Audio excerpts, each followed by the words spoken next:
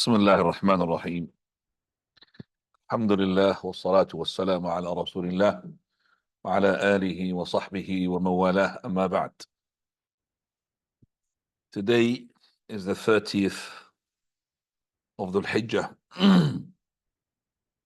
and that means that tomorrow is the 1st of Muharram, and according to the sighting of the Muslim countries, they did not sight the moon yesterday for the beginning of Muharram, which makes it today is the last day of Dhul Hijjah, and tomorrow is the start of Muharram.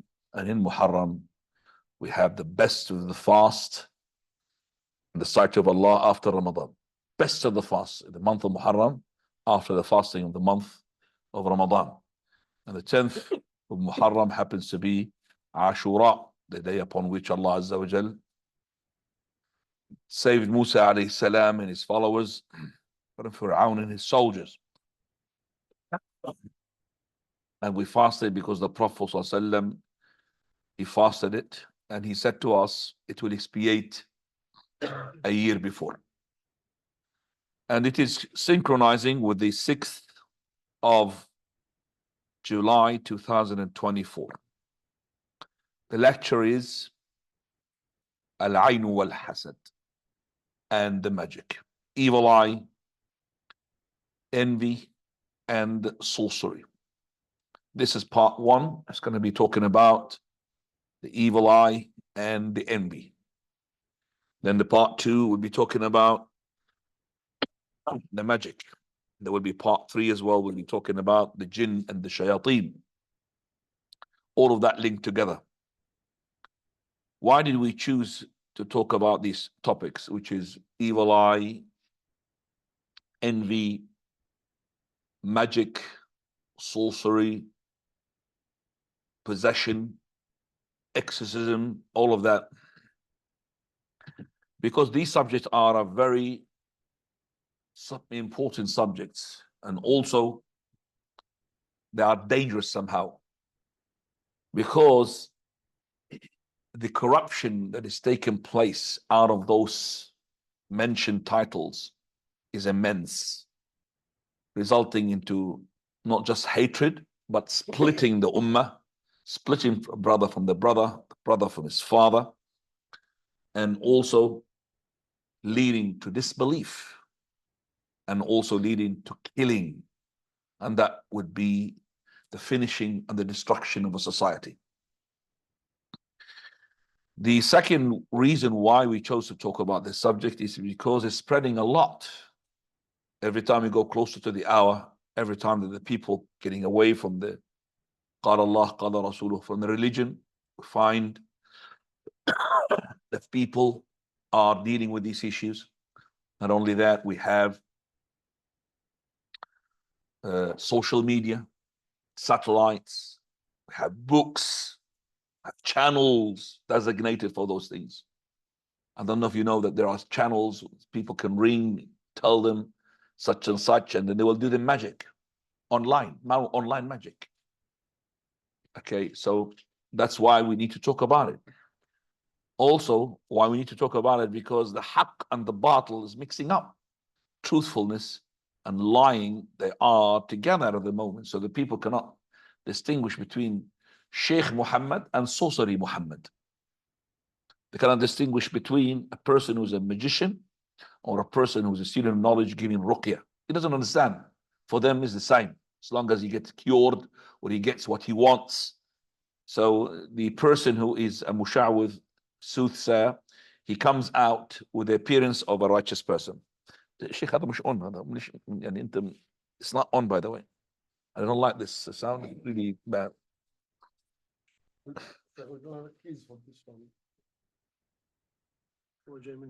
حط لي هذه on. هي مش on. هي يا شيخ الله يهدينا ويهديك. كذا سوي. بسم الله. That's better. Give me a headache in 5 minutes. Yeah. Keep it behind it much as you can, because this is, once it picks up the study, it means, oh well, see how nice it is now, clear to the mind. Yeah, just hide it behind this. Push this behind it. ايوه خليه هناك. That's it.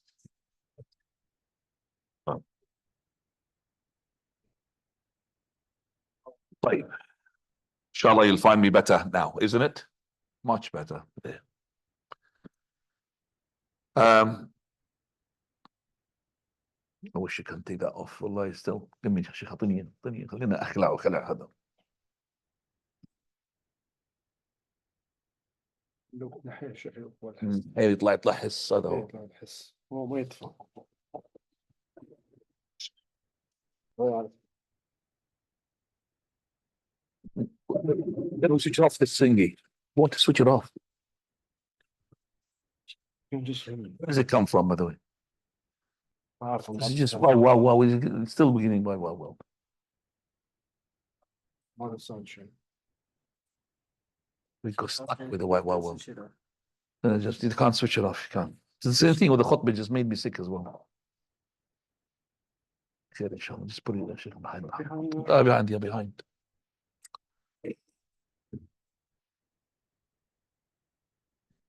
Right.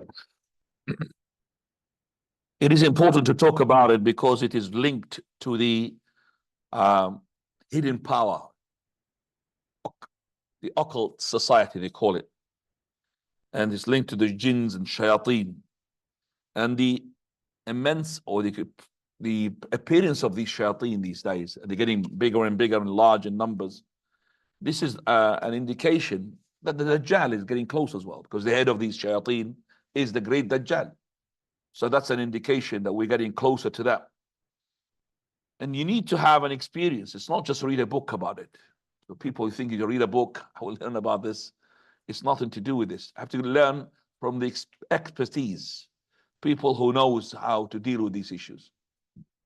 The Prophet sallallahu alaihi wasallam, he had to have Jibreel alayhi salam and Mikael to come down and solve the matter for him. So it's not just simply that you could read a book about it and then you will be able to know. No, you need an expert. It's like a doctor. So that's why we have to make sure that we have immunization.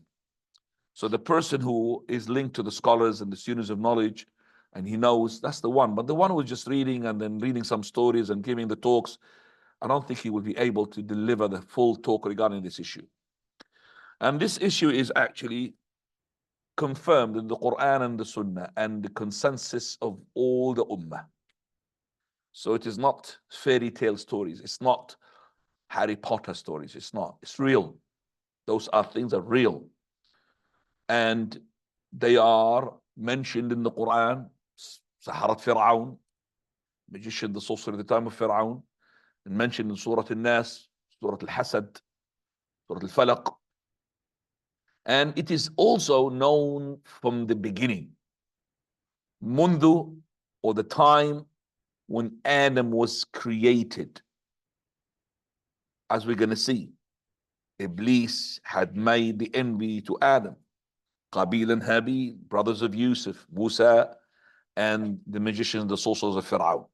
So let's just start with it. We'll start with, as I said, Al-Hasadu wal-Ayn. My lecture, or sorry, my khutbah yesterday was about it, but it was not really in depth. It was just touching, because I can't do everything in the khutbah.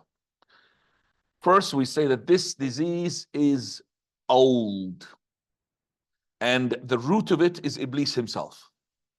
He is the first one to do the envy.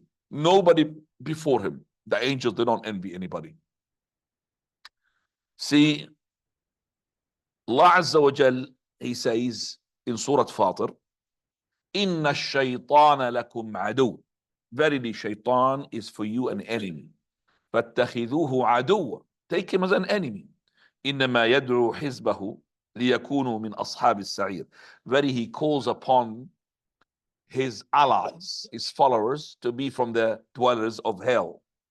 Somebody might ask, why is this enmity? What is the thing that we have done to this creature, Iblis, that he is hating us, even that most of us are followers of him? Most of the human beings now, they are obedient to Shaitan and Iblis. Those who listen to music and all of that, if you can measure the ratio-wise, you could say more than 90% of the whole of the globe now obeying Iblis, and just very few are disobeying him. So even with that, Shaitan is not satisfied. He's still waging war. against us. Right. The root of the story of this, behind it, to answer this question, when Allah subhanahu wa ta'ala, He created the angels first. He created them from light. Then after creating the angels, He created the jinn. And He created them from the top smokeless portion of the fire. Min marijin min nar. So it hasn't got, which is the top portion, smokeless fire. From that, He created the jinn. And the jinn are different from the angels, that they have the option to disbelieve, to disobey Allah Azza wa Jal. Whereas the angels, لا يعصون الله ما أمرهم ويفعلون ما يؤمرون. They don't really sin against Allah, and they will do what Allah commanded them to do. Now, because they have the option to disobey, the angels had seen what some of the jinns which are not good have done. So now Allah Azza wa Jal, according to His wisdom, which we don't know anything about it, Allah Azza wa Jal decided to make Allah Azza wa Jal to also create another species which has the option of sinning or obeying, and that is Adam, which is humanity. So Allah Azza wa Jal had said, which is in Surah Al-Baqarah, وَإِذْ قَالَ رَبُّكَ لِلْمَلَائِكَةِ إِنِّي جَاعِلٌ فِي الْأَرْضِ خَلِيفَةً. Behold, He's talking to the angels. Jinn can listen as well, along with them Iblis. And Iblis was a righteous person. I should say a righteous jinn. And he was imitating the angels. Behold, Allah said that I'm going to make fil ardi khalifa. In the earth, khalifa means governor. He is in charge of the earth. He ordained that. Inni ja'ilun fil ardi khalifa. And also, this Adam and his generation, they're going to succeed one another. They're successors to one another. Inni ja'ilun fil ardi khalifa. Now, when He did this, Allah had created Adam one go from clay. 60 cubits. That's 30 meters in terms of height-wise, lengthwise. Okay? 60 meters. Sorry, 60 cubits. And he was from clay. There's nothing there moving. It's just empty. This is when the envy started. Here, Iblis, he is trying to imitate the angels by being righteous. And yet there's a creature which is made from a different sources, different from, not from like him. And he's going to be in charge. While he is not being given anything for that. He didn't have that honor. So that's when the envy started. When Allah Azza wa Jal created Adam, so when He had made the order, started. When He created Adam with His own hands, Allah He created Adam with His two hands. Allah's got two hands, suitable to His Majesty. When He created Adam with His two hands, that's when the enmity transferred from thoughts into actions. So before it was just he harbored the thoughts and the hasad was in him, but now it transferred to another different stage, which is physical harm. Because always when you have hasad, you always enter to, which is physical harm. He started seeing this creature for the very first time, started rotating around him and kicking him, as it's been narrated in some of the narrations of the exegetes, Mufassirin. Then he said to him, لَإِن سُلِّطْتُ عَلَيْكَ لَأَهْلِكَنَّكَ. If I have the power over you, I am gonna be destroying you. وَلَإِن سُلِّطْتُ عَلَيْ لَأَعْصِيَنَّكَ. And if you have the power over me, I am gonna disobey you. So this is why we have the enmity of the shaitan that Allah talked about. Is from the beginning. Because Iblis is the head of every single jinn, shaitan who's a kafir.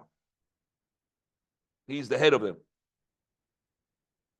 So Iblis, he had made this because of the enmity that is resulted from the envy. how come that this creature is going to run and is going to be honored that Allah created him with his own hands? He did not create me with my own hands. He created from the topless. He only created so he created angels B, and there was a jinn B, and there was, but Adam with his own hands. Like the Torah, Allah wrote it with his own hand. So Allah subhanahu wa ta'ala, now he had decided to put the soul so that Adam is going to start moving, got life into him. Ar-Ruh. As soon as he had made the command that the Ruh goes into him, Allah really commanded the angels, and Allah who is present with the angels, prostrate. Why they prostrate? Because this is ayah. This is something that, which is one of the signs of the magnitude of the Lordship. So whenever you see something which is holiness, you should prostrate. Musa alayhi salam, as soon as Allah, he wanted to show him himself, because he asked for that, he went on his face. فَخَرَّ مُوسَى صَعِقًا. Straight away. So Allah, he has made this big sign. Allah blew the soul into Adam. So he said to angels, prostrate.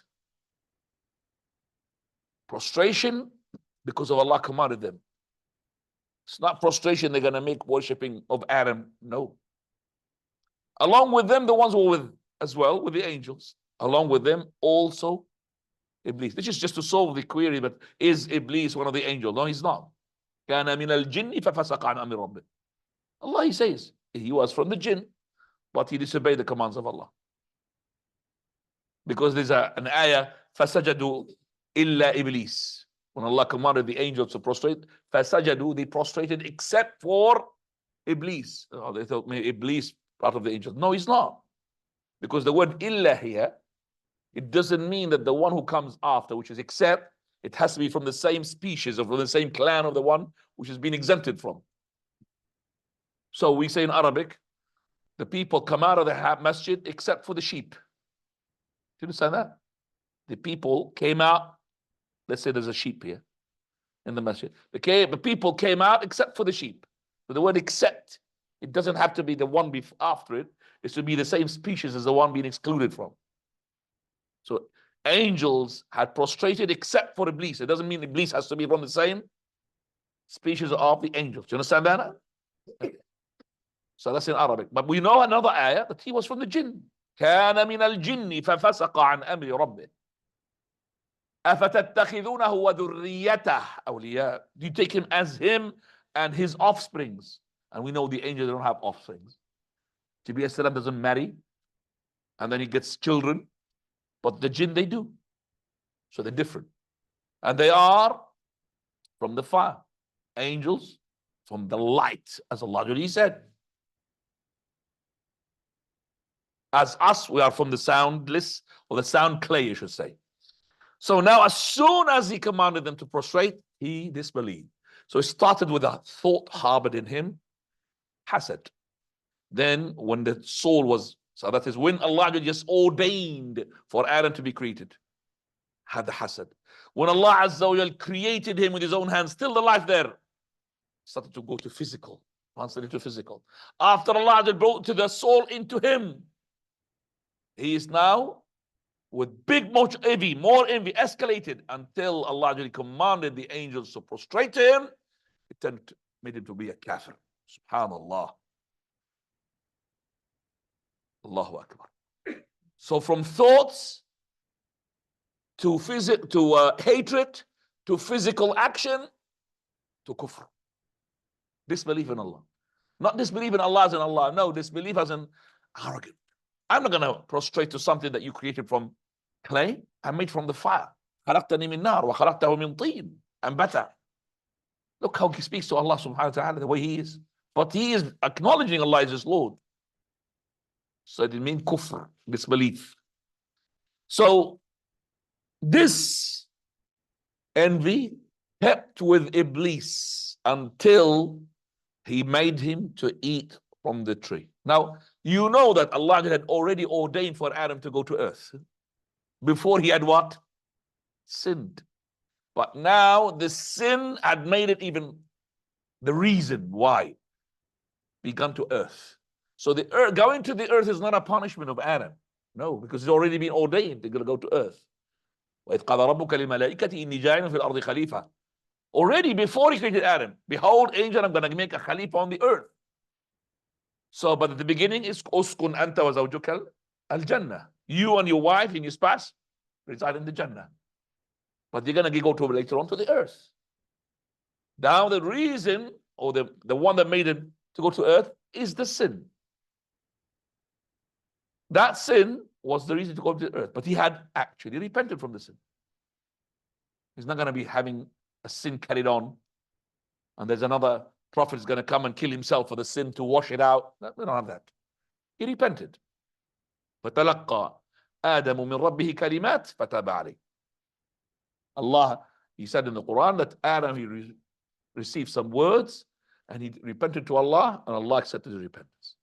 So when he had whispered for them to eat from the tree, they've eaten from the tree, and that was the reason that for him to go onto the earth. All of us and the shaitan. اخرج منها مذءوما مدحورا. Allah says, come out of paradise, you shaitan. مذءوما مدحورا. Criticize and disgrace and humiliation. So you can say now, hasad, the envy, is the first crime when Adam was created. Hasad was the first crime when Adam received the hayah, the soul. Hasad, the envy, was the first crime also when he went down to the earth. Because of that, when he went down to the earth, because of that, hasad, first crime. And all of those crimes, who is responsible for them? Iblis. Now, when we went to earth, this disease is infectious, gone to the sons of Adam. So from Iblis now, because Adam did not envy Iblis. Adam could have envied Iblis because he flies, he's got people go fly. He doesn't fly. He did not. But this infectious disease transferred from Shaitan, Iblis, to the sons of Adam. Sons of Adam did not have any shirk, ikhwani. There was no shirk, tawheed, monotheism. All the sons of Adam, all of them for centuries, they were 10 centuries, 1,000 years.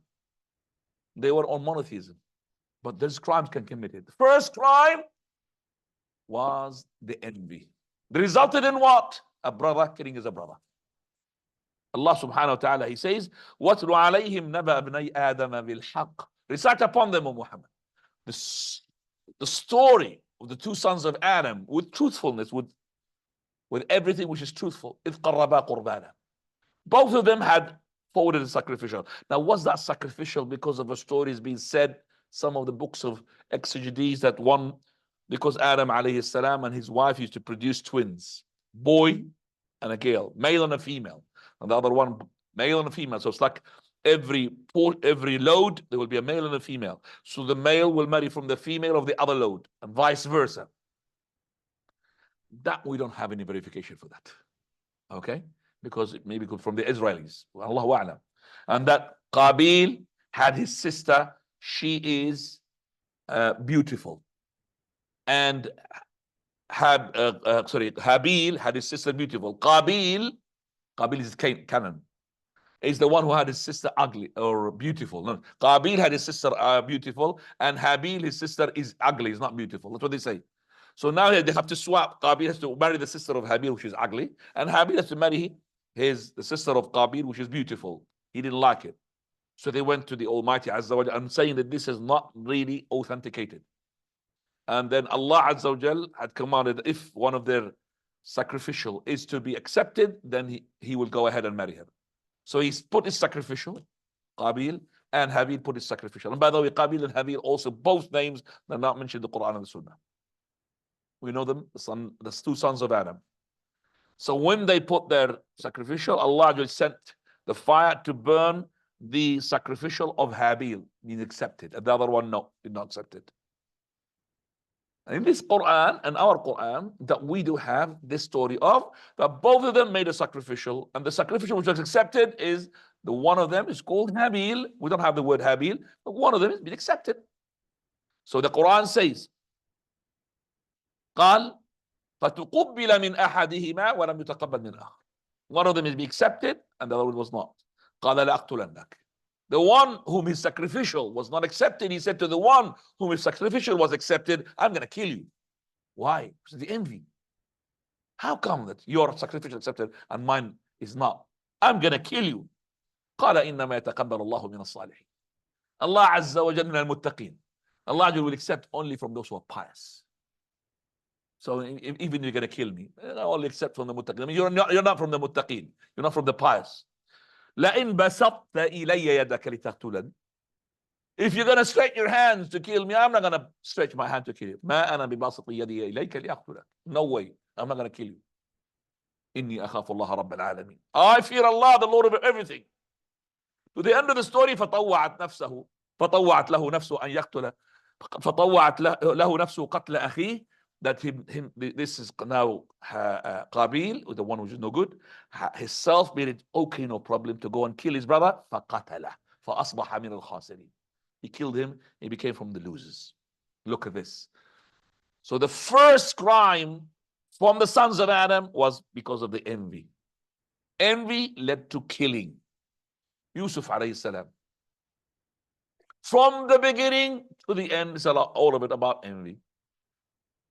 So when Allah Azza wa Jalla told us about in Surah Yusuf, that Yusuf alayhi salam saw a dream, ya akhwani, nothing else, just a dream, in which he had seen that al-qamar, الشمس والقمر إني رأيتهم لي ساجدين.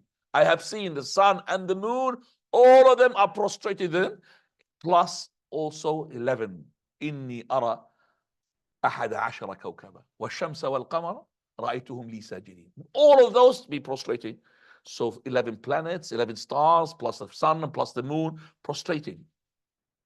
قال لا تقصص رؤياك على إخوتك فيكيد لك كيدا إن الشيطان للإنسان عدو مبين. Again, he said, don't narrate your vision to your brothers. Why? They will يكيد لك كيدا. They will plot against you because they envy. Why? إن الشيطان للإنسان عدو مبين. Because shaitan is an enemy to human being. Again, the shaitan is linked here. Shaitan, ikhwani. Shaitan starts with the envy, and then the shaitan makes you to go and do the crime and kill. He did not convey the message. He did not convey the dream to his brothers. But still his brothers, they are envying their brother Yusuf because their father Yaqub alayhi salam, he has more love, according to what they believe, to Yusuf and his little brother, his other brother. So here in Surah Yusuf alayhi salam, that the story says that Yusuf and his brother, it looks like they're coming from one different mother than the other brothers. They love their father, these brothers of Yusuf, so much that they want the love of their father is to be on to them alone. And they believe that he is giving favorism to Yusuf and his brother. Okay? So in the surah, Allah subhanahu wa ta'ala speaks about this. إذ قالوا ليوسف أحب إلى أبيه منا إذ قالوا ليوسف وأخوه أحب إلى أبينا منا. They said that Yusuf and his brother, they are more dear to our father than ourselves. اقتلوا يوسف, kill Yusuf. They didn't say kill Yusuf and his brother. You notice this? They have said إذ قالوا ليوسف وأخوه أحب إلى أبينا منا ونحن عصبة إن أبانا لفي ضلال مبين. They have said Yusuf and his brother, but when it came to the action, they wanted to kill whom? Yusuf. Did not say about his brother. Why? Why didn't he kill both? Because they said that Yaqub, the father, he loves Yusuf and his brother. But why did he plot against Yusuf? Did not plot against his brother. Do you understand the question? Have you heard this? Have you ever thought came to my mind? Why is it only Yusuf alayhi salam and not his brother? That shows you, Ikhwani, that these people are not really so bad. They have some mercy at least. His brother is young. They would not take a baby or a child. They want to take somebody who is what? okay, is like an elder. So they have a bit of mercy. And that mercy can be shown as well. لا تقتلوا يوسف. Because when they suggested we can kill him, said, no, don't kill him. وألقوه في غيابة الجب. Just throw him in the well. There's some mercy as well in their heart. That's why they regret later on. But look at the envy had made them blind so much. So if you love your father and you thought your father, he has given more love to that kid and his brother, to gain the love of your father, you should have showed more love even to that kid and his brother. So your father will love you. Do you understand me? So if you love a person and that love of that person is not really given to you as much as to the other person, so you start going to the other person and love him to show that person whom you love that I love him as well. But instead they want to kill him. They want to get rid of him. That envy blinded them. That's why the Prophet Yusuf salam, at the end of the story, he had forgiven them. And they've asked their father to forgive for them. They're not really completely bad people. They're just the envy. Shaitan. Shaitan, the evil made it for them. But just do this. No, don't kill him. It's haram to kill him. Put him in the well. يلتقطه بعض السيارة. Some of the people passing by, they'll take him and pick him up. As long as يخلو لكم وجه أبيكم, as long as you're going to be on your own in front of your father, nobody else going to compete with your love. يخلو لكم وجه أبيكم. Subhanallah. So all the story was about the envy. Now, you know that the envy was the reason of so many scholars had been either exiled or being expelled or being imprisoned. Start with Shaykh al-Islam ibn Taymiyyah. 10 years in prison. He died in the prison of Al-Qal'a. Why? Because the shuyukh and the scholars at his time, nobody had envied him except the ones who are the same. Ikhwani, envy is always from the same profession. An engineer will envy an engineer. He will not envy a doctor. A doctor will envy a doctor. Carpenter will envy a carpenter. You will never say the carpenter will envy a doctor. No, it's always from the same profession. Usually, from the same profession. So a sheikh will envy a sheikh. Huh? So here we find that the same scholars at the same time of Shaykh al-Islam, they are the ones who were envied and lied to the kings and monarchs at that time in order for him to be imprisoned. And he was in prison for 10 years because of the envy. Al-Imam al-Bukhari rahimahullah, before Ibn Taymiyyah, we always talk about Ibn Taymiyyah, al-Bukhari, one of the scholars called Muhammad al-Dhuhali, he's the one who's the reason for the exiling of Imam Bukhari. He's a scholar, but he's not as Bukhari. Lots of people around al-Bukhari. Lots of people. And Imam al-Bukhari, he comes just at the last era of Imam Ahmad rahimahullah. And the Imam Ahmad at that time, when he was Khalq al-Quran, the fitna of the Quran is created is not the word of Allah. It's actually the word of Allah. But anyway, Imam al-Bukhari rahimahullah, he had said clearly in his book, Kitab Khalq al-Ibad, that the creation of your actions, Allah had created you and your actions. He said that Al-Qur'anu kalamullah. Quran is the word of Allah. Laysa bimakhluq. It's not created. But this person, this sheikh, is envying him. He wants the students to go away from him, the general people to go away from him. He said, well, go and ask this guy, what does he say about lafzi bil Quran makhluq? My uttering of the word of the Quran is to be what? Created. Not the Quran's created now. No. You are saying alif lam mim. We're not talking about the alif lam mim itself, but talking about you uttering this word is to be what? Created. Now we don't talk about this anyway. This is falsafa, that's philosophy.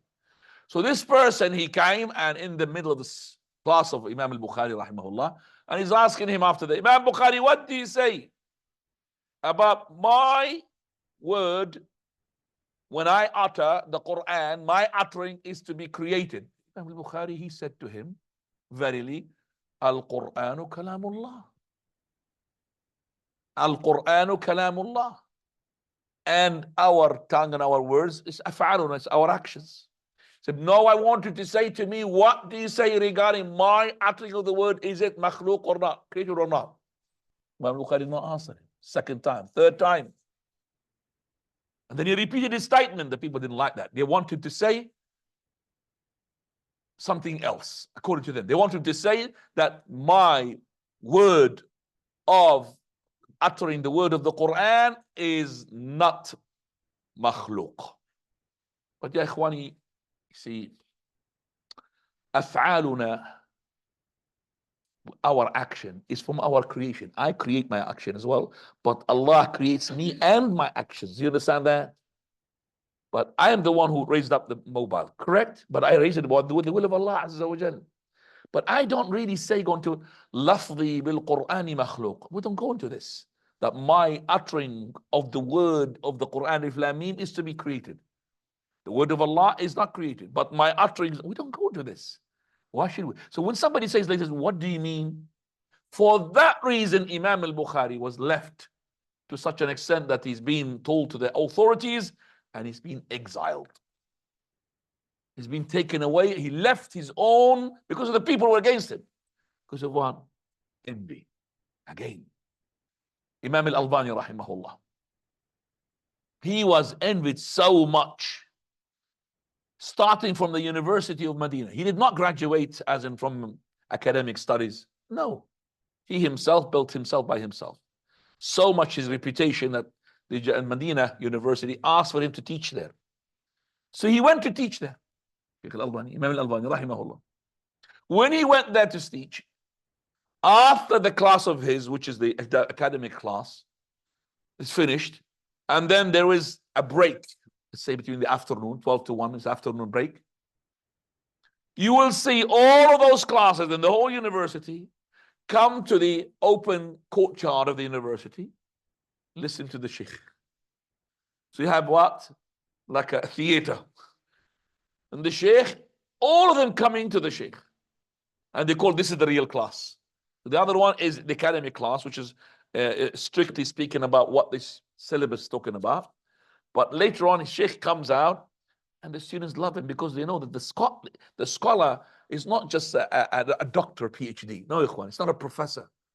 These are not scholars. They could be professor in his academy. Scholar is different. Scholar is different. When he speaks as well, he speaks like sentences which is like coming from revelation, subhanAllah. Because of this, he was envied by some of those who are teachers. No teacher will have the same surrounding as Imam al-Albani. Imagine you're a teacher's teacher. As soon as you come out, everybody around that teacher and nobody's following you. You're going to have this envy in your heart. They plotted against the sheikh and they made him not to be renewed his contract and not to come back to the university. He only taught 2 years there. Again. And I'm just saying that those people, Ibn Taymiyyah, Imam al-Albani, Imam al-Bukhari, all of them, we think they are pious. Yet they were not protected against the envy. Do you understand that? So don't you ever think, no problem, envy will not touch me. No, it touched all of those people. And those people are scholars and better than us. لا نزكيهم على الله هو أعلم بمن اتقى.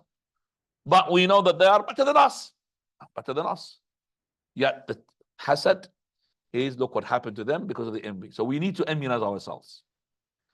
This disease is a disease which the nations had inherited it.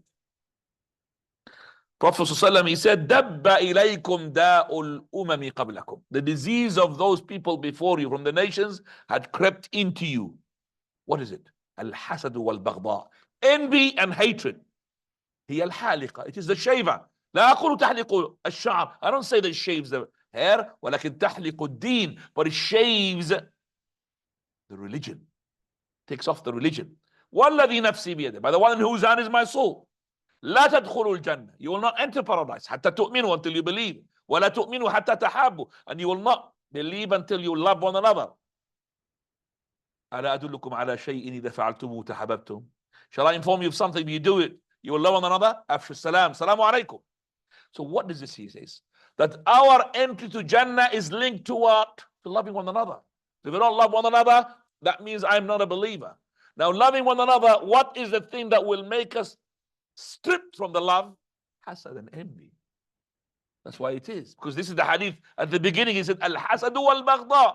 Enmity and enmity. Enmity linked to the enmity. Because envy, it will lead to enmity. And when it leads to enmity, that means there is no love. That means there is no iman. There is no entry to paradise. That's the link, ya akhwani. So here in this hadith, so Prophet ﷺ, he connected between envy and enmity and also entering paradise. You will be deprived from the entry paradise because of the what? The envy. Al-hasad, the envy is evil. And it's more evil when it takes place. Just to have a thought that Allah stripped the person from his ni'mah, from blessings, that's an evil. But if that person was stripped from his blessing because of your envy, that's even worse. وَمِن شَرِّ حَاسِدٍ إِذَا حَسَدٍ. Prophet ﷺ, he said, لَا تَحَاسَدُوا. Do not envy one another. وَلَا تَبَاغَضُوا. And do not hate one another. وَكُونُوا عِبَادَ اللَّهِ إِخْوَانًا. Be the brothers in the sight of Allah. كُونُوا عِبَادَ اللَّهِ. Be the slaves of Allah in brotherhood. So Allah subhanahu wa ta'ala made it to seek refuge from the evil of the person who envies when he envies. Prophet ﷺ, he said, Inna shaytana, shaitan, had given up that the people who are given salah in the Arabian Peninsula, who are on monotheism, is given up for them to worship him.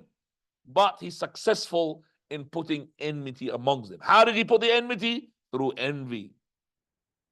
So envy led to enmity. And the enmity led them to fight one another.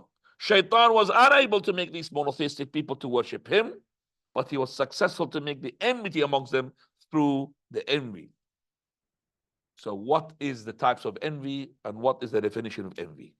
First, let's just talk about things which they are envy, but they are being tolerated. Number one, a person who dislikes another person to be above him, whether it's in money, whether it's in houses, whether it's better car, whether it's in better knowledge, whether it's better more Quran.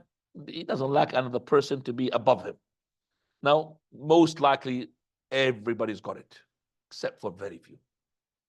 Now, this believer, who is a believer, he will not let or give permission to himself to translate that thought into sayings or actions. Just the thought being harbored. No sayings or no actions. Otherwise, you're going to be sin for that. If you have said it or you have interpreted it into action, you'll be sin. If yourself is empty from that from the beginning, you are in Jannah. Jannah is yours.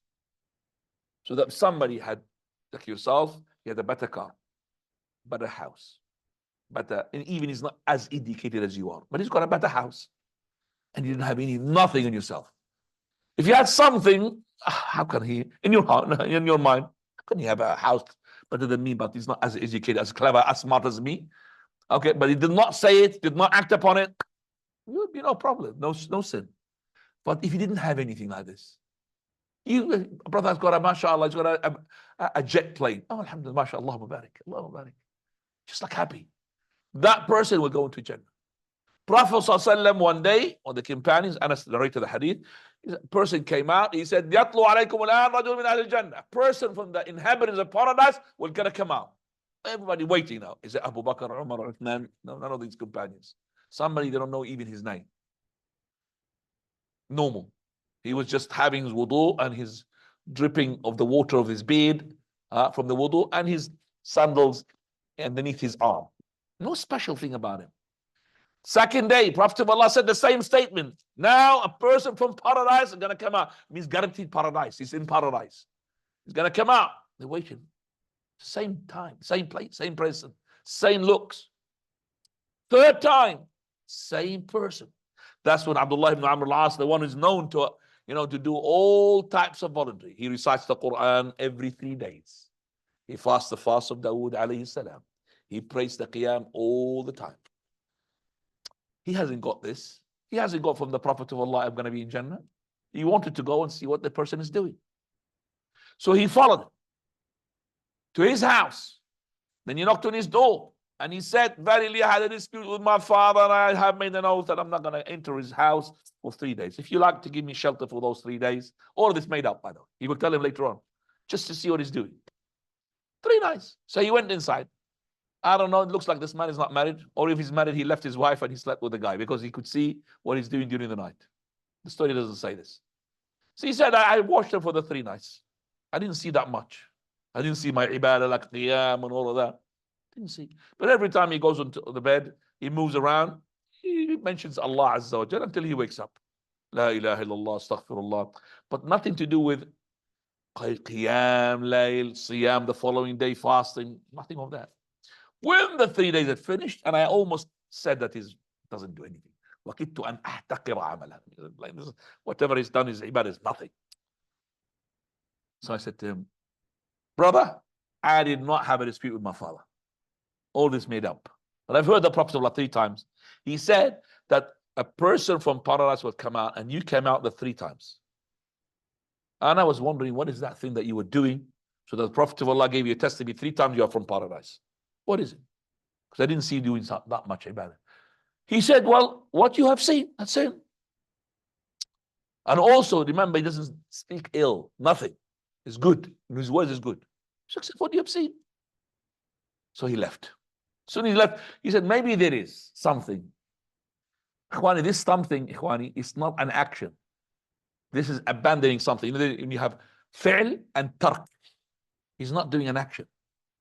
So what is it? He said, well, maybe because قال لا أحسد أحدا على شيء أعطاه الله إياه. I do not envy a person, any person from the Muslims that Allah had given to him. ولا أجد في نفسي غشا لأحد منهم.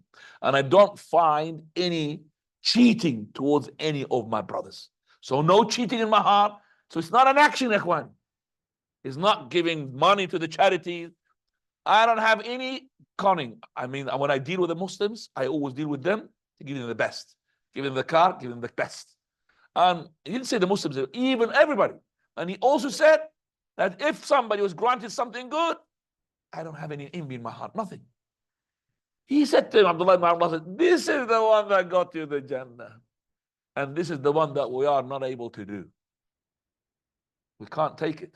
It's too much. Huh? So you and your brother, whom you know as a brother in Islam, you know him for years, and both of you come with bicycles to the masjid. Suddenly, you come with a bicycle, and he's now parking his, I would just say, Bugatti, mashallah, £2 million car. Just say, for example. And you know this brother for years. You are on the bicycle, suddenly he's got this Bugatti. What's going to happen in your heart?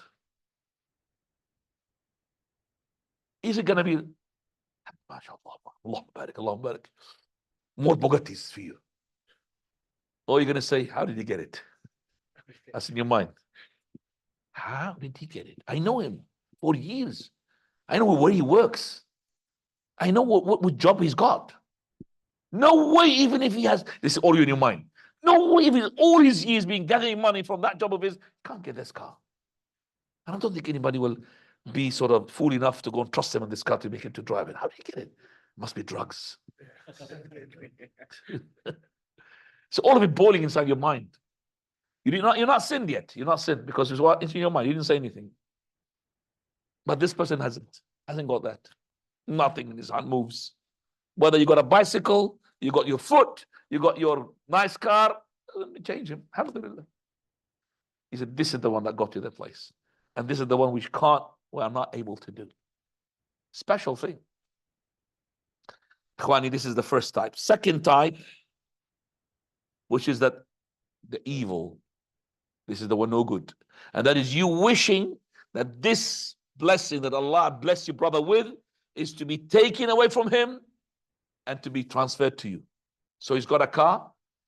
Oh, I wish that this car is, he loses it. I'm going to be the ownership for me, for that car. That house, that is to be transferred to me. Not to have a second house like him. No. That house is taken away from him and given it to me. This is the hasad. You can't punish the envier, the one who envies, more than what? You're just doing nothing because he's punishing himself by himself. He's killing himself, biting his fingers. How can you have this house? How can you have this wife or these children or this money or this wealth or this car? He's biting himself. SubhanAllah. It's the biggest punishment for him. So he is wishing for that blessings to be transferred to him. And that is the one which the Prophet ﷺ had commanded us to seek refuge in Allah from him. We're going to talk about it in a minute. The third one is worse. Is that you just wishing that for that blessings to go away from your brother, even if it doesn't come to me. As long as he does not have that blessing, I'm happy. That's worse.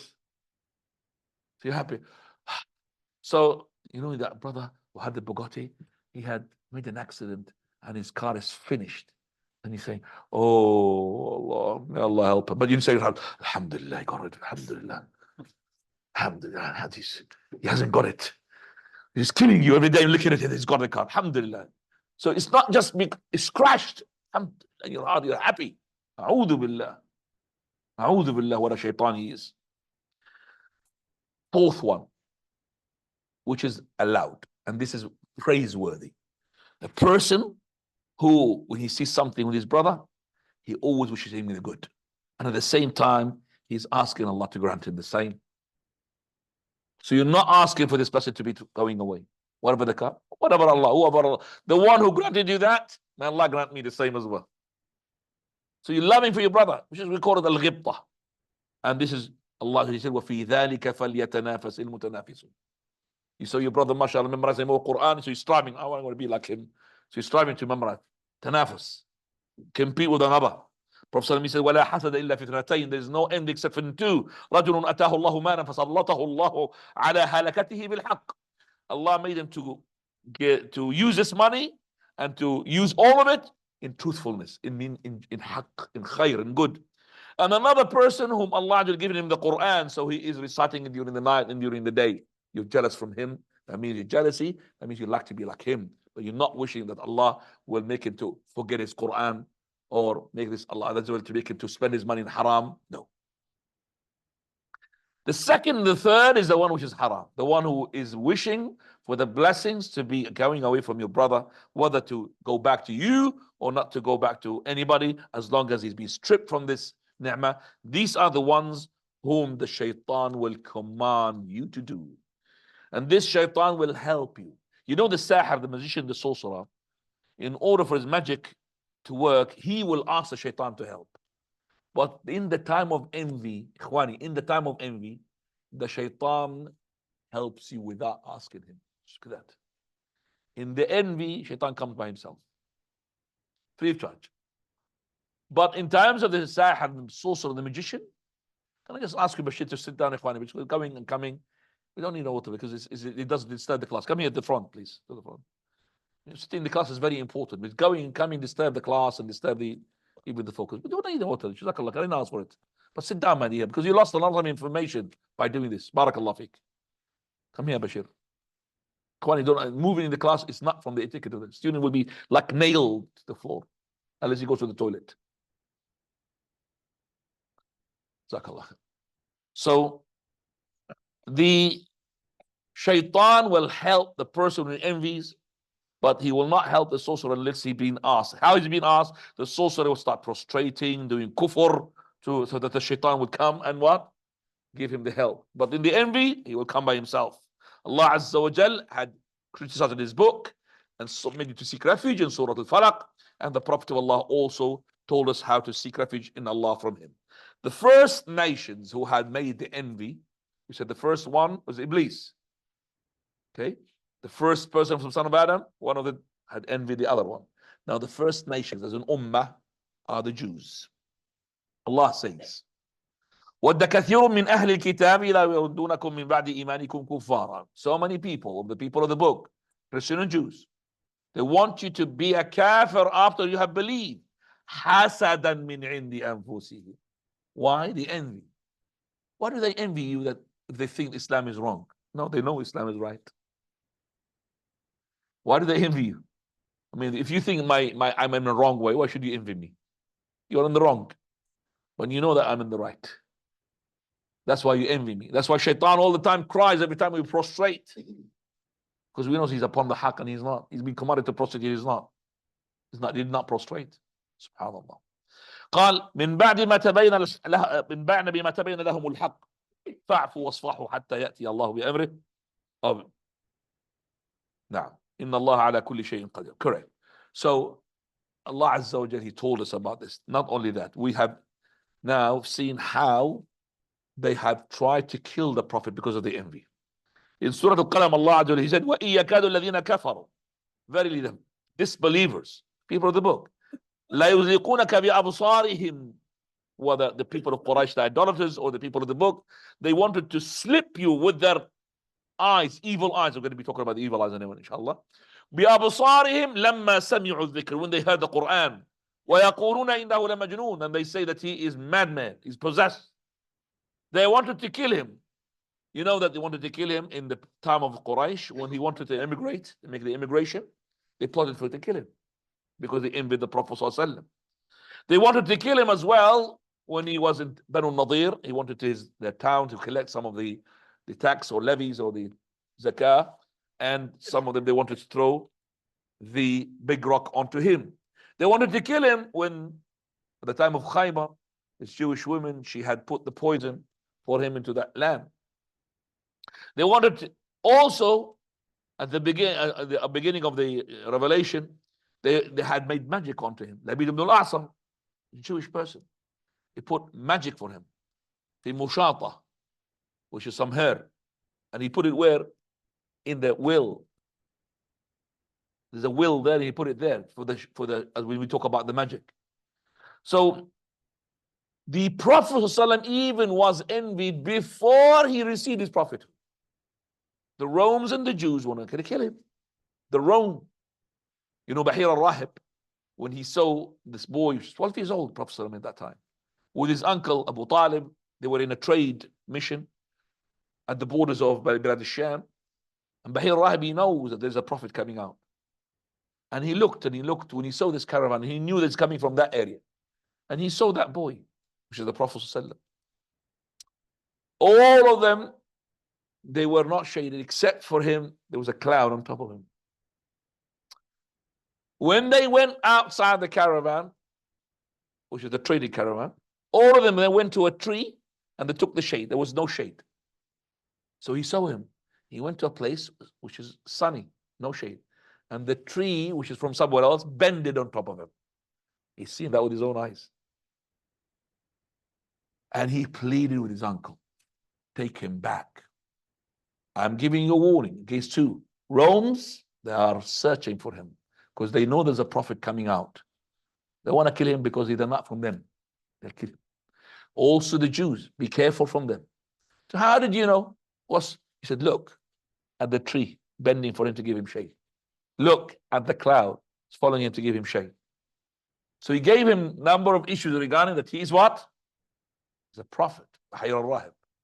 Bahir al-Rahib is not a companion, but he is a Muslim, because he's not a companion because he did not see the Prophet ﷺ when he's a prophet. Bahir al-Rahib died before he's a prophet, but he saw the Prophet before he's a prophet, and he believed in him. So all of this because of the what? Of the envy. Now we're coming to something linked to the envy, which is al-ayn, ya ikhwani. Which is what? Al-ayn, the evil eye. So the evil eye, what is it? Okay. The evil eye is, we say we have an envier, a person who envies, and the one who is ayn, the one who gives the evil eye. The evil eye is the worst of envy.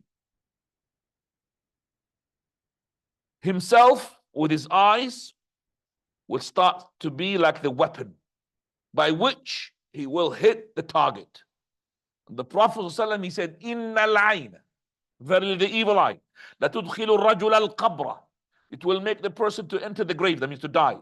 Wal-hamla wal-jamal al-qidra, and also the camel to enter the cooking pan. Inna al-ayna la tula'u bil-rajul, verily the evil eye, it will be linked to the person حتى يعلو حالقة, till he go to a mountain. قال فيتردى من فوقه, and he will come down from that mountain to be killed. See, look, this evil eye can touch you straight away, or it could touch you and it will not, the effect will be later on. So this person, he's been got evil eye on him. And this evil eye did not take place yet, the effect of it, until he went on top of the mountain. And then there the action took place. And he went down dead. Did you understand that? So he did not kill him before he went to the top of the mountain. He got the eye from the beginning. But the eye let him go on top of the mountain. And they made him to drop down dead. Listen to this hadith.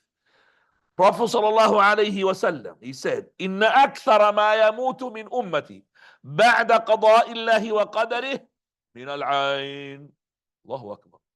Most of the people who die from my ummah after the decree of Allah Azza wa Jal is from the evil eye.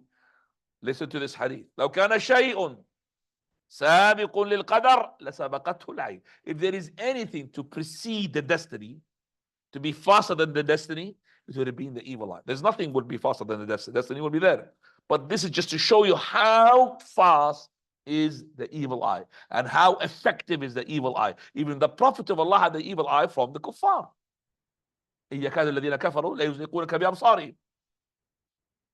So this evil eye can be in the masjid, here, can be in anywhere. It's not, you're not exempted from the evil eye. The Prophet sallallahu alaihi wasallam, Prophet Yaqub alayhi salam, he said to his sons, "Ya bani, la tadkhulu min babin wahid, wa adkhulu min abwabin tafarriqa." Do not come from one door, all of you. MashaAllah, lots of brothers come from different doors. Why? Because of the evil eye. What is the reality of this evil eye? Scholars are different. They said that when this person who's envying with his eye, himself somehow, it forms itself in such a way that would be sending something that would be harmful to that person whom he's being eyed. The shaitan, as soon as this evil eye takes place, is there to help.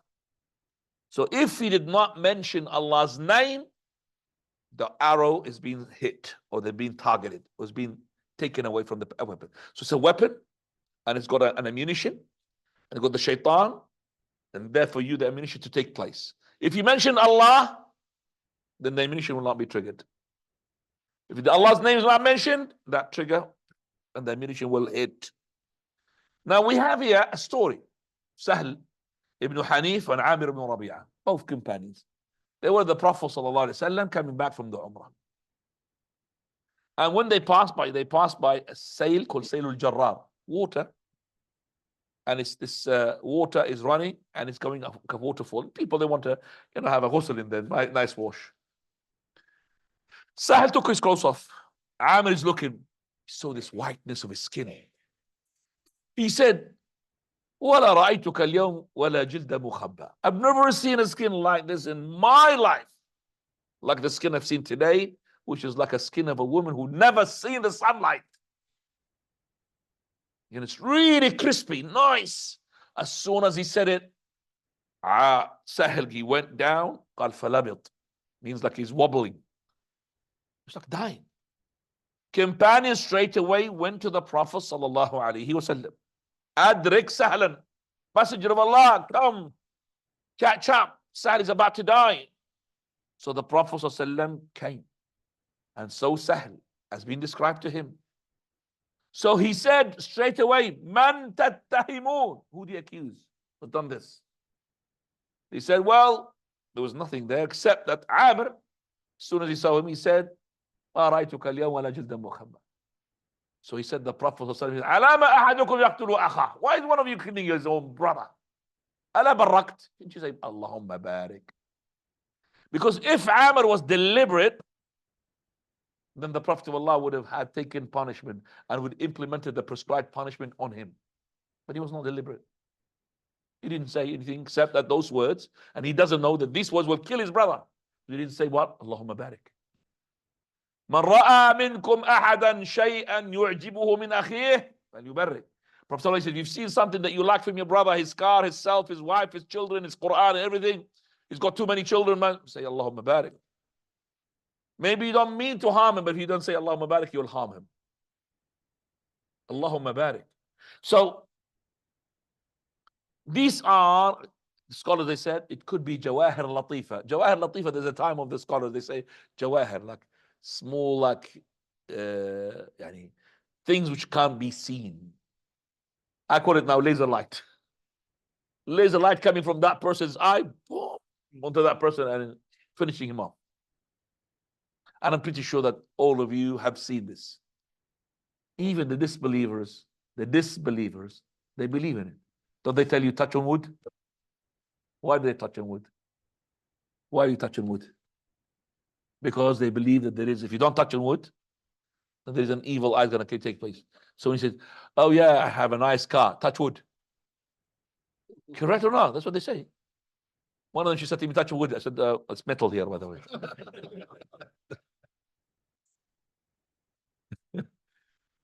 I didn't make this up, by the way. This is really, it's metal, by the way.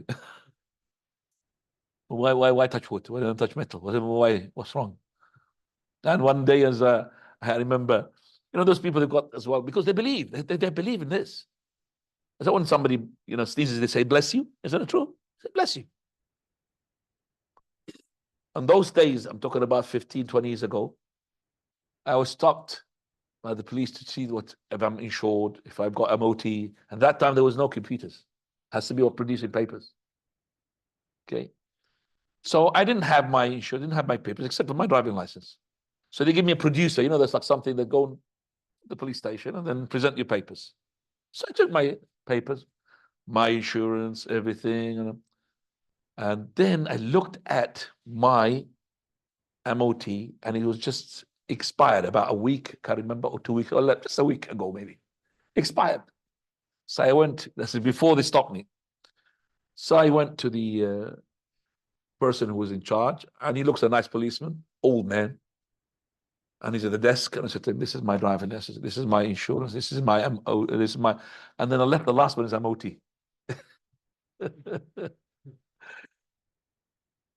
So he looked at it. It's about finish expired.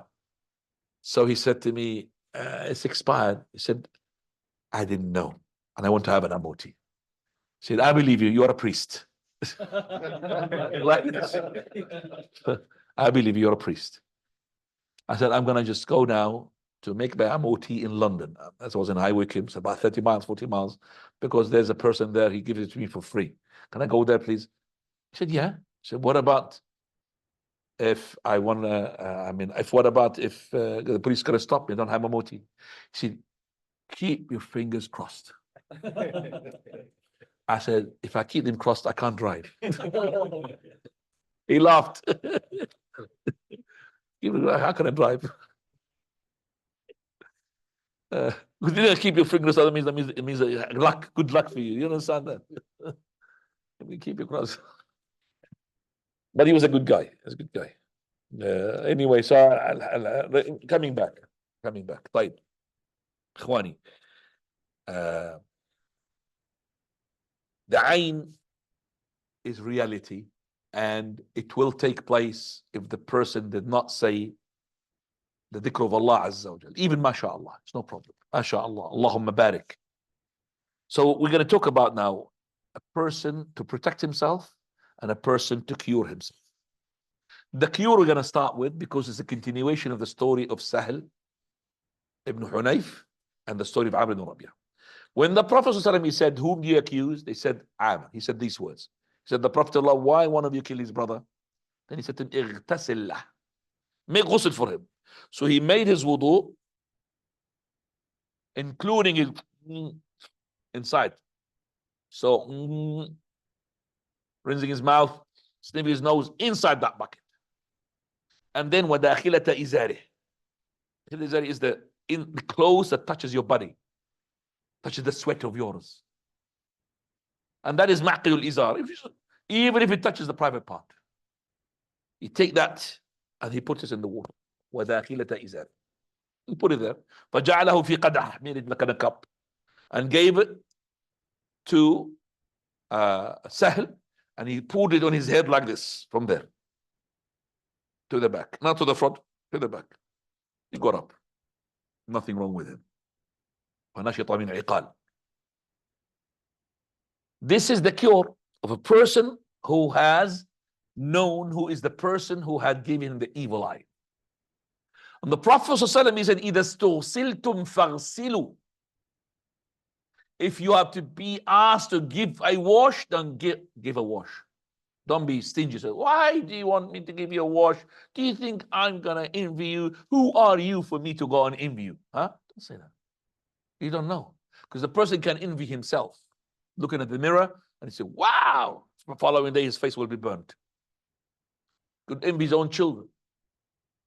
Could envy your own wife, your own. So always barik. Allahumma barik, mashallah, tabarakallah, all of that.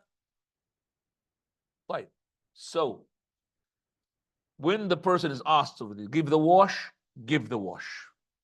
And I've given you the way. Now let's say you couldn't take the wash. This has happened with Sheikh Muhammad Musa Nasr, rahimahullah. May Allah have mercy upon him. Somebody came to him, he said, my wife, she delivered a baby, which is his baby. And she is breastfeeding. And because she's breastfeeding, her breast is a bit larger than the usual. The women, when they come, the women, you know, they're breastfeeding in front of each other, even the cover. But it's been spotted that this mother, she's giving breastfeed from her child and she's got milk. Maybe the other woman, she hasn't got that milk for her babies. She had an evil eye. Because she had an evil eye, a big lump on her breast prevented the child from drinking. Can't eat breastfeeding anymore. So he came to the sheikh and asked him about this. He said, evil eye, definitely. He said, can you invite those people who come to say, you know, salam and congratulations to your wife, women, to come and you know, and ask them to make ghusl? He said, if I ask them to make ghusl, their husband will kill me. What is this? How can you make ghusl my wife? I'm not going to let you have my ghusl for my wife.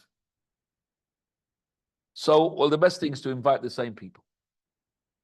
At least those people came to come and do the following. He told them what to do. As soon as they came to visit, they went inside. You know, in our Muslim countries, in our Muslim houses, we take off our what? Our shoes. They took the shoes outside. They went inside.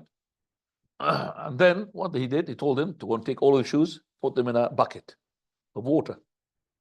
Just put them in the bucket and take them out. And make sure that you dry them as much as you can, but take them out.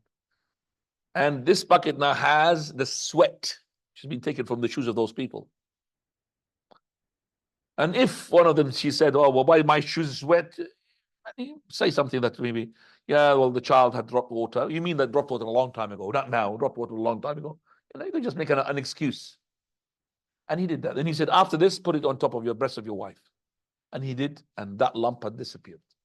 Has been said to me by Sheikh Muhammad Musa rahimahullah.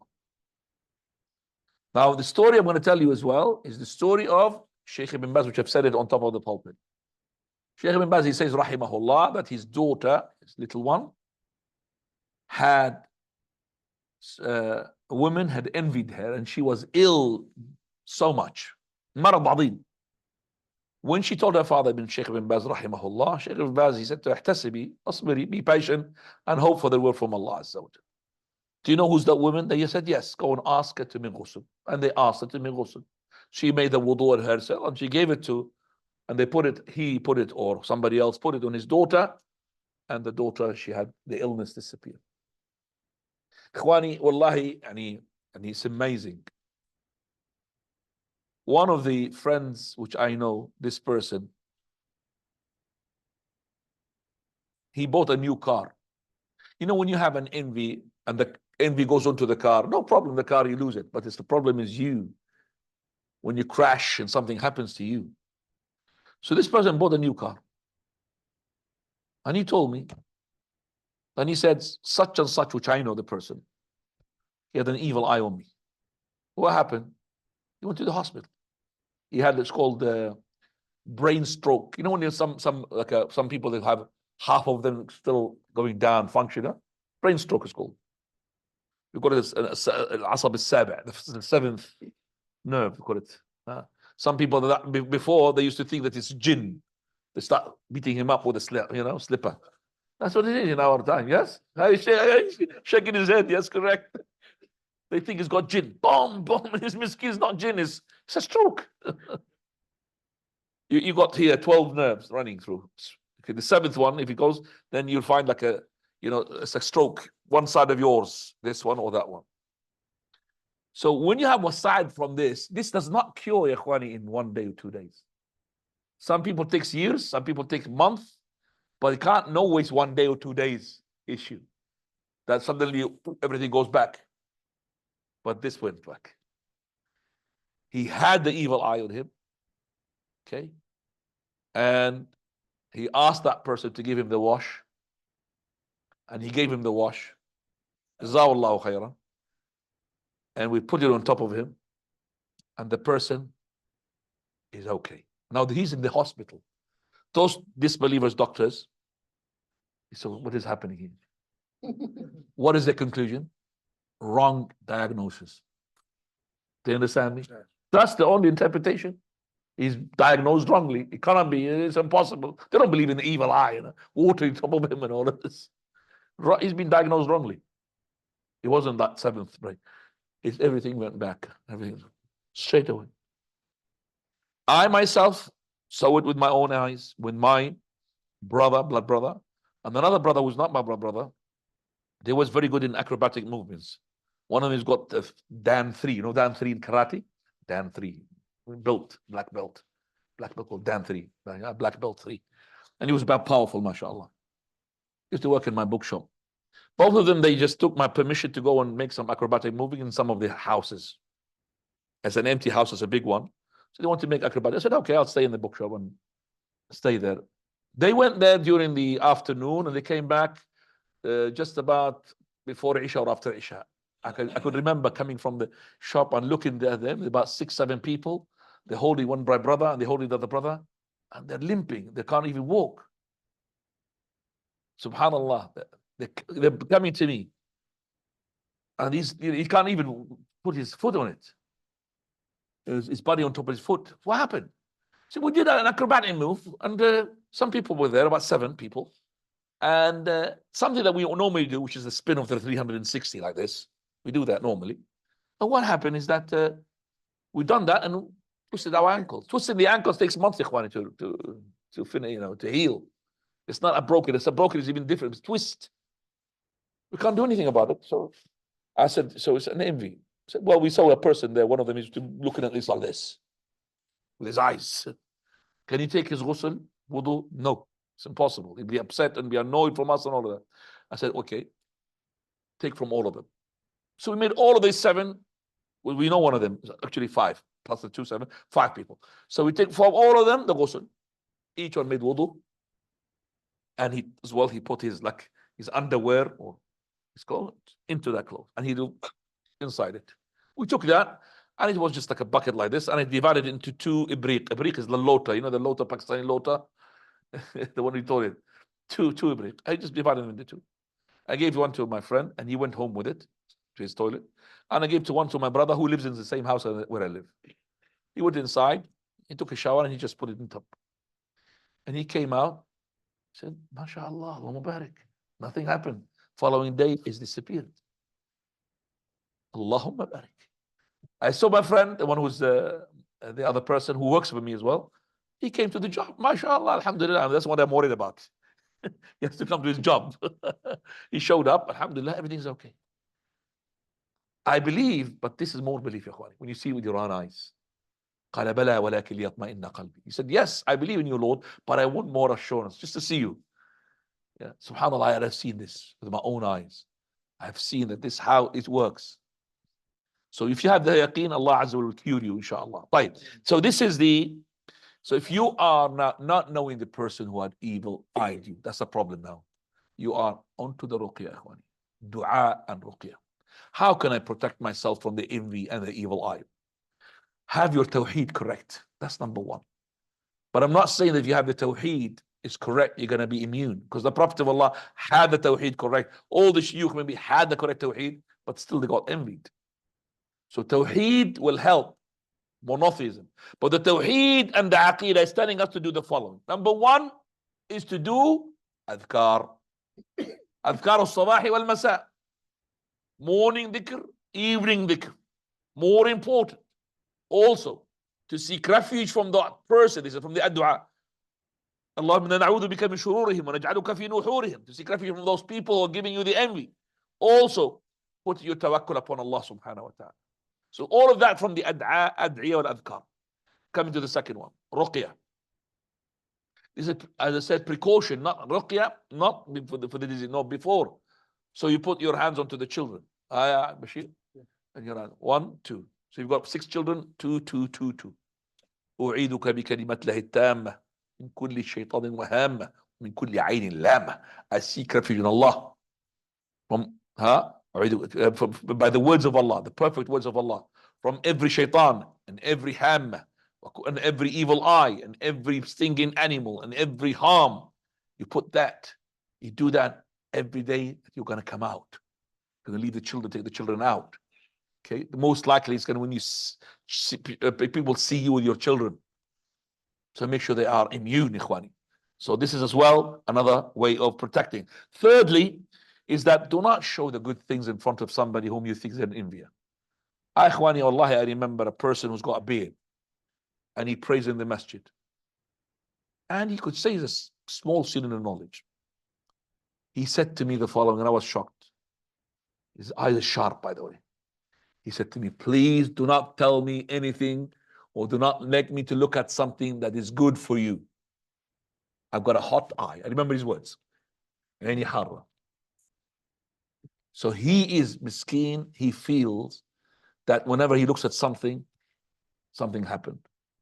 Even his thing that happens before he utters the word, Allahumma barik. He's fast. Now this person, we need to get our enemies, mashallah. 100 of these will be winners. You know that these eyes are very powerful. That if the Khalifa in a Muslim country had found out that this person's got a hot eye, he will lock him up. He will lock him up as a punishment. No, safety for himself and safety for others. And I'll give him 5-star hotel. Everything for him. His wife, she'll come to him and everything. So it's like a prison, but that's not a prison, a jail. That means, what do you call it? He's not allowed to leave his locality. What is that called? House arrest. House arrest. Yeah, so prison is a house arrest. So give him house arrest. Can't go out. It's dangerous. Some people are dangerous. So this person said to me, don't tell me about your good things. Don't make me see them. He's warning me. Jazakallahu khairan. Allah yahfadhu. Allah yahfadhu, mashallah. Very good person.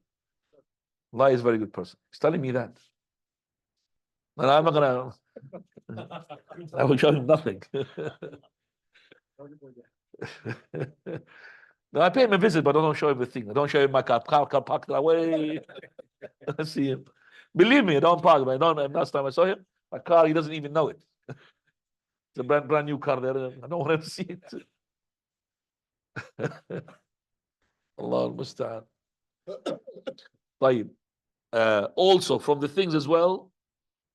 So that's why Sheikh Ibrahim was asked, am I allowed to send my children with not good clothes because of the evil eye?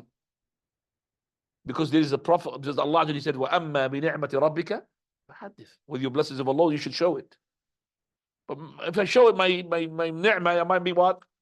كُلُّ صَاحِبِ نِعْمَةٍ مَحْسُودٍ. You're going to be envied. What should I do? He said, if you put it clean, but it's not really that posh clothes and everything, no problem. Like old clothes. In case for that, you're going to get an evil eye. It's true. So, also, Salat al-Fajr fi Jama'ah. Pray the Fajr in Jama'ah. Whether Jama'ah in your house or Jama'ah in the masjid. In Jama'ah. Fifthly, patience. Also, taqwallah. Also, ikhlas. Ikhwani, with the ikhlas. Sincerity to Allah subhanahu wa ta'ala. Also, to be good to the ones who might envy you.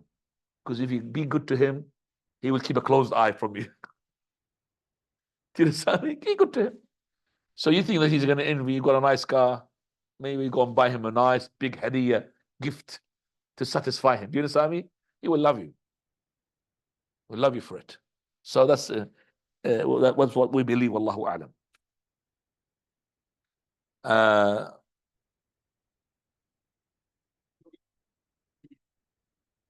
Here, a story mentioned to us by Sheikh Muhammad Musa Nasr regarding the envy, which is that at the time, the envier, he could really have his own food, but he used to have a tent where the passing sheep and the shepherds by. So he would open his tent and he looked at the sheep. Wow, big. Sheep drops down. Wow, sheep. And he sends his boy who works for him, go and get the meat. So he goes, so the shepherd now, because the sheep is dying, he will just slaughter it and give it for free. So go get us the meat. اقتل لنا, go on. Get us the meat. MashaAllah, we want plenty of these people. Allah, MashaAllah. He opens, his eye is really hot. Opens. Our Sheikh Muhammad used to say, Allah mercy upon him, he used to say that even that evil eye person, he could just, if he can't see the sheep, he will draw the sheep in front of him and look at it. Yeah, because the ayn, ikhwani, if he's got a very evil eye, hot evil eye, he doesn't have to look at that person. Just thinking about him. أعوذ بالله. ومن شر حاسد إذا حسد. Listen to the Prophet when he said, اقتلوا الأبتر وذا الطفيتين. Kill these two following snakes. Al-Abtar, the one who's got no tail, وذا الطفيتين, the snake has got two lines on top of it. They call it maybe the cobra now, I don't know what they call it. Those two snakes, if you find them in your house, kill them without permission. But other snakes, if you find them in your house, don't kill them except if you give them warning, 3 days. They come out. Could be jinn. But those snakes, kill them. Snakes outside your house, no problem, you can kill them. So I'm talking about the ones who live in the house. This abtar, which is a short tail. قال رسول الله, the Prophet, he said, فإنه ما يذهبان البصر. They will make you blind. ويسقطان الحمل. And the one who's got pregnancy from the women, she'll drop her load. She'll drop her load straight away. So these two types of snakes, we kill them. And ya ikhwani, before I go ahead with this, Prophet ﷺ had a story for us regarding this issue. One day, a person came to visit Abu Sa'id al-Khudri, companion, in his house in Medina. While he was praying, Abu Sa'id al-Khudri, his voluntary, this person is like a guest. Somehow something moved in the branches of the tree in front. And he saw it's like a snake. So he wanted to go and kill it. And Abu Sa'id, while he's praying, is giving a hint. Don't approach, don't do anything. He finished the prayer. And then he said to him, do you see that house? He pointed to the house in Medina. That house belongs to my cousin. At the time of the Prophet, when he was digging the trench, he got married. Because he got married, he wanted to see his wife. But the trench, needs a lot of Muslims as well to dig. So he used to have his break.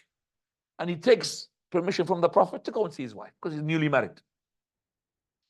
So one day he wanted to take a break and he wanted to see his wife. Prophet said, Inni akhafu alayka Banu Qurayza. I'm scared on you from the Jews of Banu Qurayza, they might kill you. Because they are in the Medina, they can be betrayals or betray you. Take your spear with you, your weapon. So he took a spear. He went to his house, which is the house that Abu Sa'id is pointing to. He went to his house and he saw his wife outside, not dressed up as supposedly. Covered. She's not covered, she's uncovered. She's dressed, but not dressed as, she's indecent. Straight away, from his, ghayraj, passion, he wants to kill her. How dare you come out like this? So she said to him, Uqfuf anni rumhak. Take your spear away from me. Look what is the thing in the house that driven me out of the house. See what's in the house. So he looked inside the house and he was on the bed. Big, massive snake. Straight away with his arrow, he puts it in the snake. He thinks he kills it. But actually the snake was not killed. The snake, after a bit, sprinted going on top of him and they started with each other. Both of them died, the snake and the man.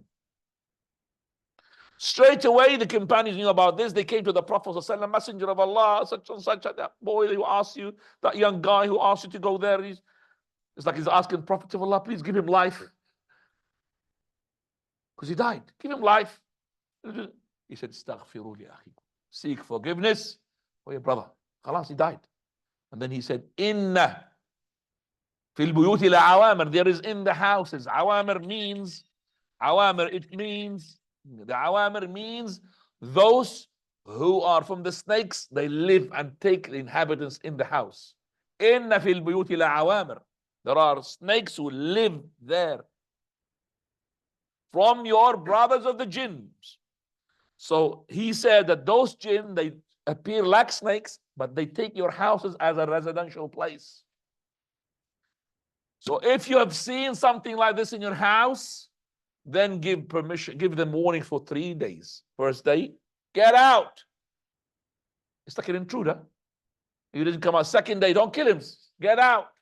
Third day, get out. If he doesn't get out, then you could kill him. Whether he's a jinn, whether he's a snake, he deserves to be killed because you warned him 3 times. I know you're not going to stay in the house for 3 days, are you?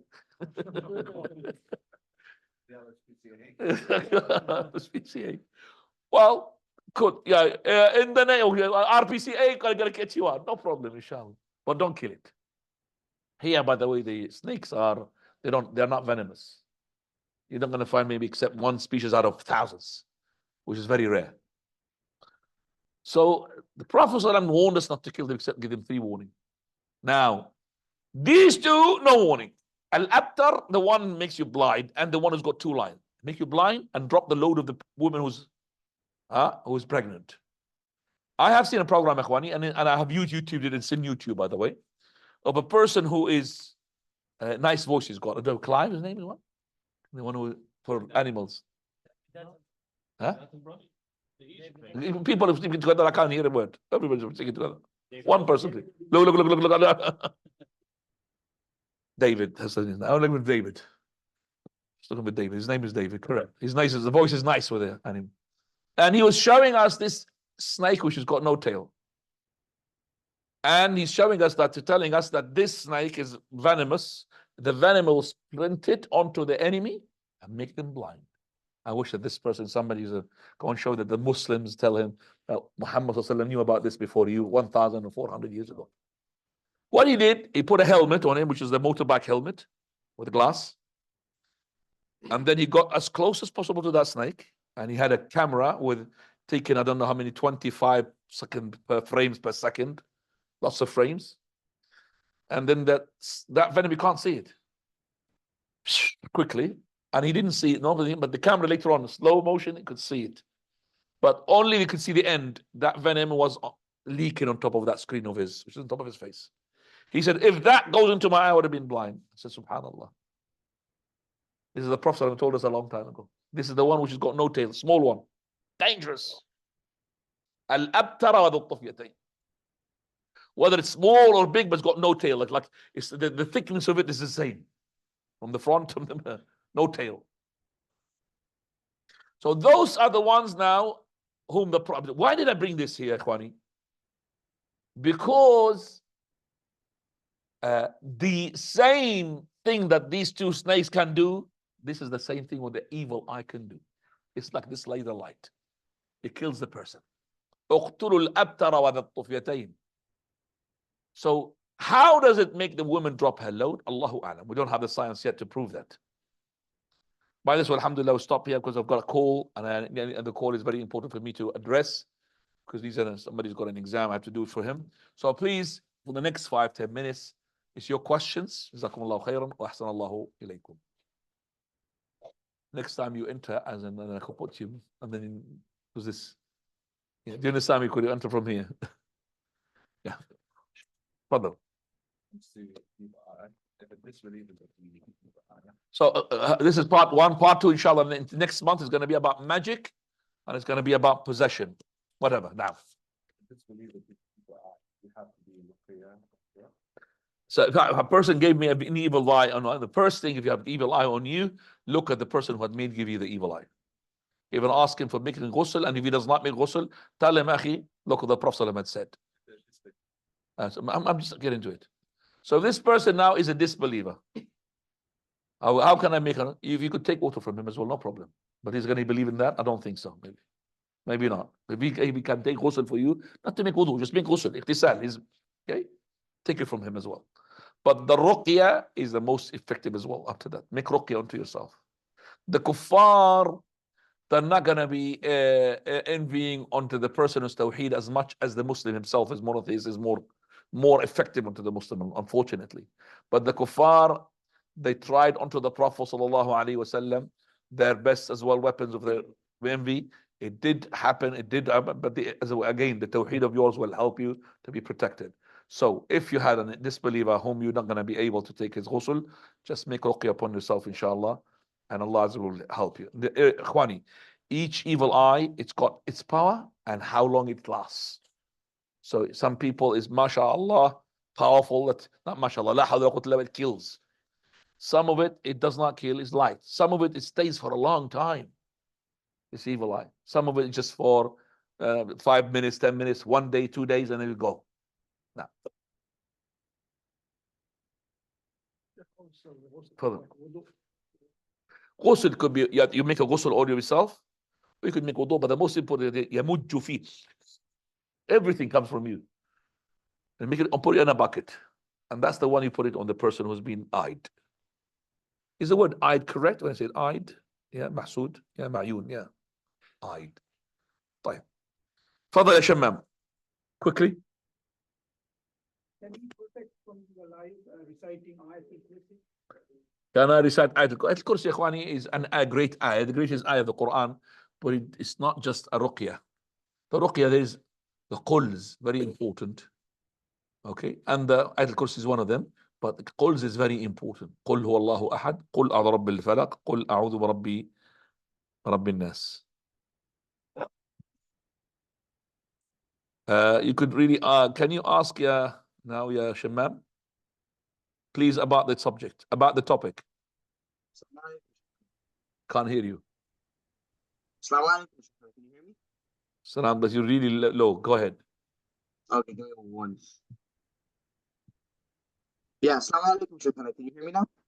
Very bad, but I could make up. Sorry, Shaykhana. Ahsanallahu ilayk. I know you disagreed with this before, but is there a proof that the scholars use to say that ruqya is allowed to be done on water? What is their proof? Ask them. What is their proof to read on the water? Not ask me. Barakallahu feek. حياكم الله وبارك فيك. تفضل أحمد. Proof to say the malaika were created before the jinn. Is there any proof that the angels are being created before the jinn? In the Quran, the order which has been mentioned is the angels first and then the jinn. And that's what it is. Number two, when they said, أَتَجْعَلُ فِيهَا مَا يُفْسِدُ فِيهَا, are you going to make something to spread corruption? وَنَحْنُ نُسَبِّحُ لَكَ وَنُقَدِّسُ لَكَ. So they have seen corruption. The corruption is not from the angels, it's from other creatures. So that shows us as well that they have seen something which is being created after them that would spread mischief in the land, which makes it that they are. Is there any dispute among the scholars regarding this issue? I didn't find No. There's no dispute about this, inshallah. Allah created the jinn, and there's a hadith as well for the Prophet sallallahu alaihi wasallam. This about Muhammad said about those who enter paradise without any accountability are those who do not seek ruqya, something like this. He was explaining a bit more about this hadith. Anyone who does not seek ruqya, that means he asked for it. But for the person who's having ruqya on him without asking, no problem. Prophet Allah had ruqya from Jibreel and Mikael, no problem. But to ask for the ruqya, we say it is not the best. But you as a person who's raqi, if you've seen a brother who is in need of ruqya, don't wait for him to ask you. You offer the ruqya. The hadith, I've explained it before, and I mentioned it in a khutbah here, I think, and I believe. It's a long hadith. So at the end of it, the Prophet ﷺ, he said that, let me just give it. The Prophet ﷺ, he said regarding those people in the following manner, that those people, he made me forget. I'm going to be calling you because I'm in a talk. Yeah, the Prophet ﷺ, he said 70,000 of my ummah will enter paradise without reckoning, without punishment. That means from the shortcut. And hadith is long. The end of it, who are the messenger of Allah? The Prophet, he said, they are the following: the ones who do not seek ruqyah, the ones who do not cauterize, and do not believe in omens, and they put their trust into Allah. Those are the four things. So seeking ruqya and cauterization and putting the trust in Allah is allowable. It's the one which is not allowed, believing in omens, haram. Believing in omens. You know what's omens? Yeah, for example, you came out and you saw a black crow. Oh, I'm going to call off my journey tomorrow. Okay, that's omens. That's haram. But to cauterize is halal. It's not sinful, but it's the last medicine should be. And also ruqya is halal to seek ruqya, but it is not the best. It's not the best to cauterize, but it's not sinful. So you could ask for ruqya if you are in desperation, but you're not going to be from those people who will enter paradise without punishment, without reckoning. By the way, going to the doctor is different from seeking ruqya. It's two things. طيب, I have to. يلا تفضل. What is the wisdom behind when Allah subhanahu wa ta'ala created Iblis and then asked angel to prostrate Iblis, Adam. So Shaitan, why Shaitan need to prostrate Adam instead of Allah subhanahu wa ta'ala? I don't understand the question. Okay. Why Allah are going to prostrate? Sure. What's the question? So I just missed that. Basically, Allah subhanahu wa ta'ala. Take it easy, take it easy. Think about the question because Allah does not prostrate to Adam. Go ahead. Allah subhanahu wa ta'ala created Adam. Yes. Asked Iblis to prostrate him. No, he asked the angels. He asked the angel. Okay. So He asked the angel and the ones who are with him, with the angels. So Along with them, there's some jinns there. One of them is Iblis. what is the wisdom behind not to prostrate Allah subhanahu wa ta'ala instead of Adam? No, they're prostrating as responding to the commands of Allah. As prostrating to Allah, they always prostrate to Allah. All the time they prostrated to Allah. They are their Lord. But he's telling them to prostrate to Adam to show that he is something which is like great creation of Allah Azza wa Jal. But it's not prostration of ibadah. Prostration of acknowledgement, you could say. Okay? That's what it is. And by the way, the best creature is Adam. Adam is better than the angels. Better than the jinn. He's been created because Allah وَلَقَدْ كَرَّمْنَا بَنِي آدَمَ. We have given honor to Bani, son of Adam. So when he created Adam alayhi salam, he is better level than the angels. And that is why we have the option. Angels, they don't have the option. They are sinless. But we have the option. Because we have the option, we strive against our whims and desire. That's why we are in upper level. Check here. You spoke about the evil, and you said that Iblis is the head of evil that's created. When the Dajjal comes, will he be under the evil of Iblis, or will he bring his own kind of evil because he'll do evil? It's maybe not, but all the shayateen will be at the command of the Dajjal. So he will have a break, Mr. Iblis, at that time.